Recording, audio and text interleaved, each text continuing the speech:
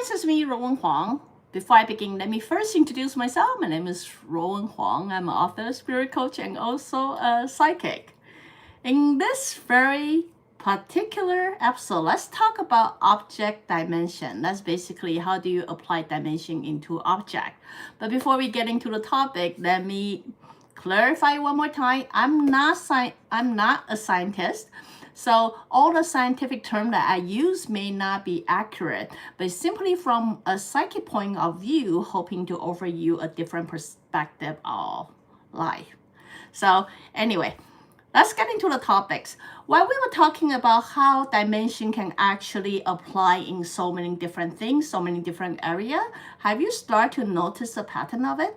So have you ever got a chance to actually look around and realize how you can apply dimension into the things that you are studying it? Do you find it fascinating like I do, or do you find it very confusing and frustrated? But anyway, my end goal is hoping to provide you a clear view of things. Then you will actually or eventually find it fascinating and how it had been demonstrating in all areas for you. So in this very particular episode, we're going to talk about object dimension. It's basically how you're going to apply dimension into object. So as many of you know before, or I'm going to repeat it one more time, all the dimensions are basically the extension of the previous dimension. So as you continuously understanding each dimension more in depth, you will realize you will naturally evolve into the dimension. Dimension itself will evolve itself. It doesn't require one person to really, I got to get there. It's not a destination you have to go to. As a soul, you will naturally evolve yourself. So when we're talking about the object dimension, I'm going to give you a couple examples, hoping to give you a clear mind.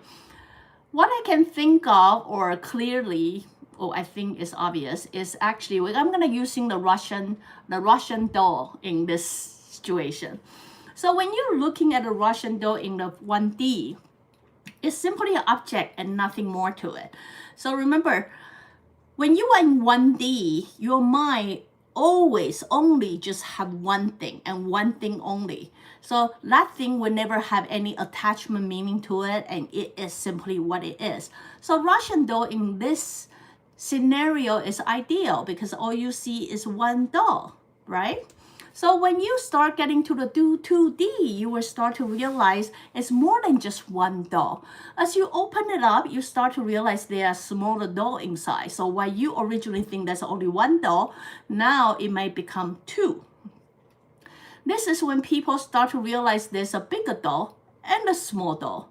So this is a doll inside a doll. When people start to understand those two, it will only get them curious to know, are they the third? So you will start opening it up. So when people entering the third dimensions, very often they start to realize things are more than 1 and 2. They are actually 3, 4, 5, 6, 7. So when your mind start to realize, or it's not restricted with only black and white, right and wrong, and actually more to it, that's usually when people evolve into the third dimension. So when you get into the third dimension, not only you start getting curious about, are there more dolls into this doll, or you will be also curious about what material is it made of. So as you continuously opening up, continuously exploring and studying how each doll is very different, you go into where we call the 4D. 4D is actually fully understand what is the core doll look like. So how many layers are they? How many dolls are they? What kind of material are they? And what is the center one of it? So that's usually when people enter the 4D. So when you get into the 5D, as I say, your study, your observation is no longer passive, but it's more aggressive in a way. It's when you start developing into, what if I remove one of them? Or what if I change one of them? Then this whole series of the Russian doll is no longer complete. So this is when your mind starts thinking, can it be more than what it presents? So this is when the alteration will usually come in. Then when you get into the 6D, sixth dimension is, what if they are not a series of dots and they don't belong to each other, but then I can modify every single dot and make it become an independent standalone object. So at that moment, when that action happened, you will realize it's no longer bound to be a Russian doll, but it actually can be an independent object.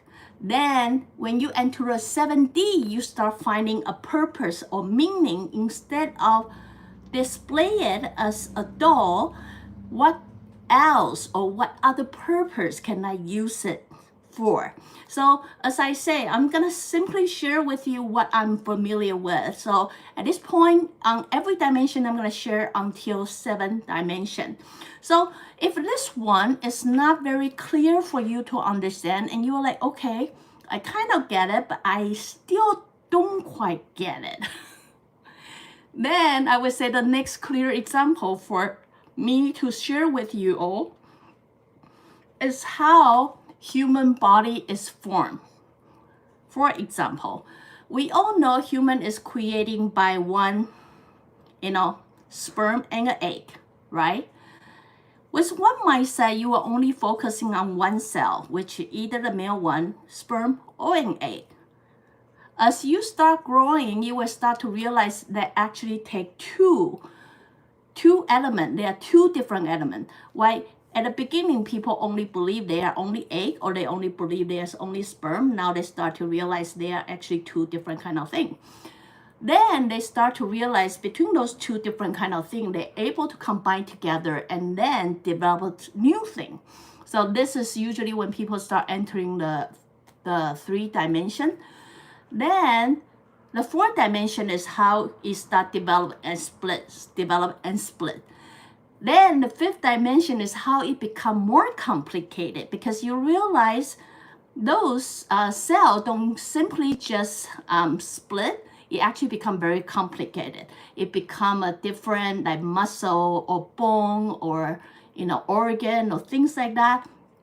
It developed into a more complicated organ or part of the body. Then it start to form the whole body. Then it start to form the conscious. So if you start to pay attention with the knowledge of dimension and apply it on all area, you will start to see the consistency of how dimension naturally evolve itself.